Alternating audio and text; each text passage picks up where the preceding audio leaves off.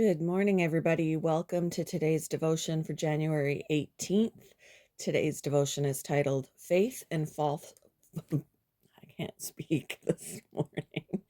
Faith and False Accusation. The Bible reading is from Nehemiah chapter 6, verses 1 to 9.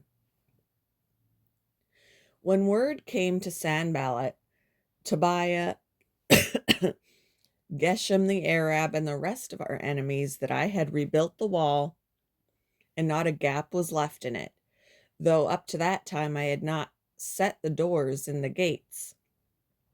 Sanballat and Geshem sent me this message. Come, let us meet together in one of the villages on the plain of Ono.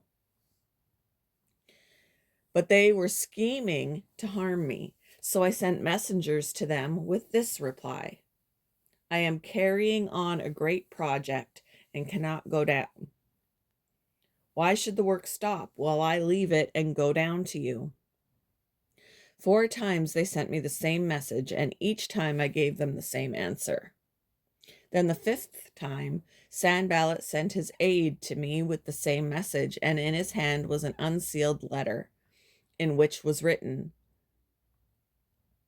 "It is reported among the nations, and Geshem says it is true, that you and the Jews are plotting to revolt, and therefore you are building the wall. Moreover, according to these reports, you are about to become their king, and have even appointed prophets to make this proclamation about you in Jerusalem. There is a king in Judah. Now this report will get back to the king. So come, let us meet together." I sent him this reply. Nothing like what you say. No, nothing like what you are saying is happening. You are just making it up out of your head. They were all trying to frighten us, thinking their hands will get too weak for the work and it will not be completed. But I prayed, "Now strengthen my hands."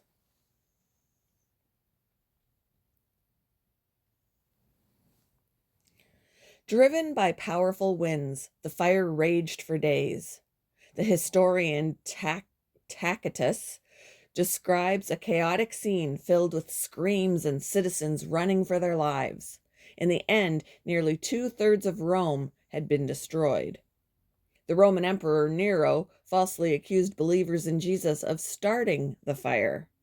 He hated Christians and selected them to be the scapegoat for the disaster, one that was rumored to have been ordered by Nero himself. Nehemiah also faced the blistering heat of false accusation. He'd been a servant to the king of Persia, but had been allowed to return to Jerusalem with other Israelites to repair its walls. When the wall was repaired, however, enemies accused the Jews of planning to rebel and making Nehemiah their king. How did they respond to false accusations? By declaring and living out their innocence, courageously standing in God's power, and praying fervently to Him.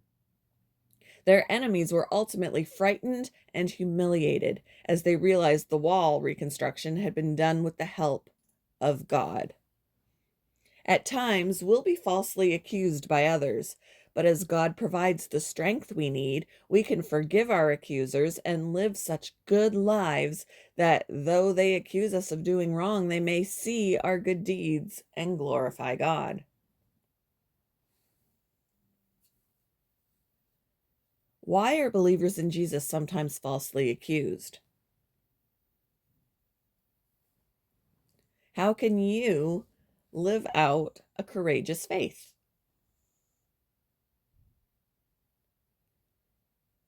Thank you for joining me for today's devotion, and I hope you all have a wonderful day.